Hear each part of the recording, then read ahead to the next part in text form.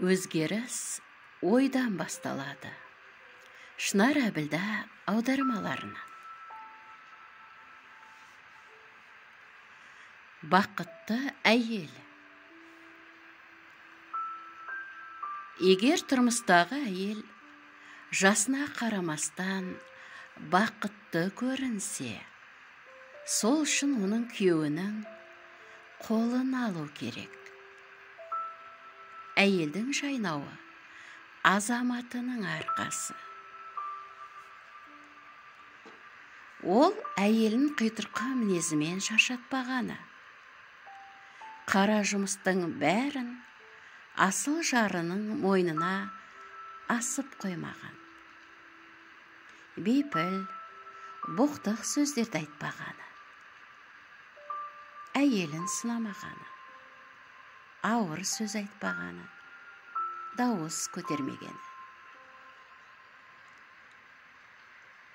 Ері зайыбын құшақтап, ешкімге көрсетпей өпкені, сүйгені.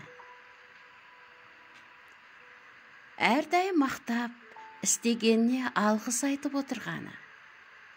Қауіптен сақтағаны.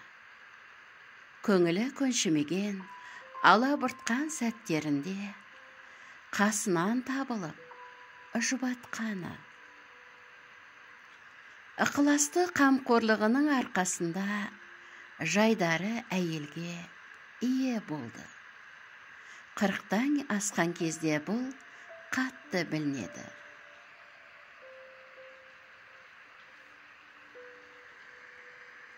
Жақсы күйеудің жары сұлу, сымбатты, көркем, сабырлы.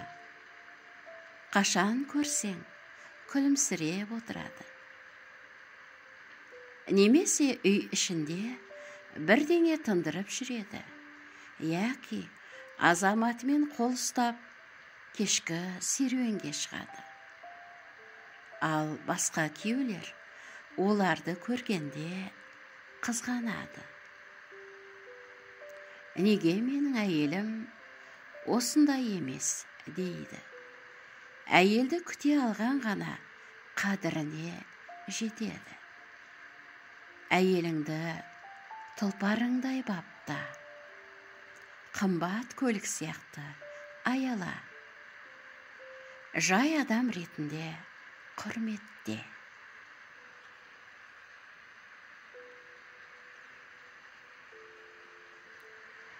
Жасы келген әр сұлу жардың қасында қолын алуға лайық азаматы бар.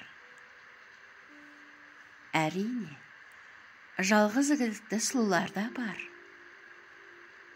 Бәлкім, бақытсыз отбасында да сұлулығын сақтап қалған әйелдер бар шығар.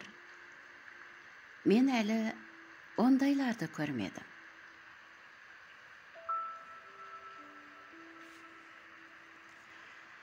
Азамат жарын жас күнінен сақтауы, мәпелеуі тиіс.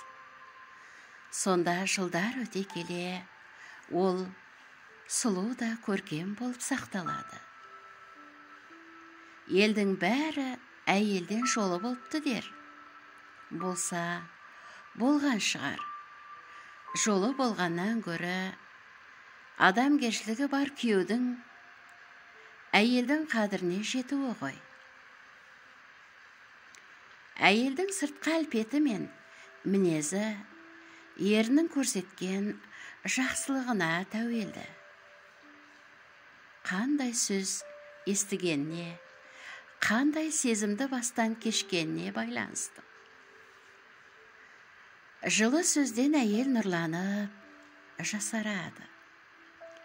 Ыстық құшақтан сымбатты бола түседі.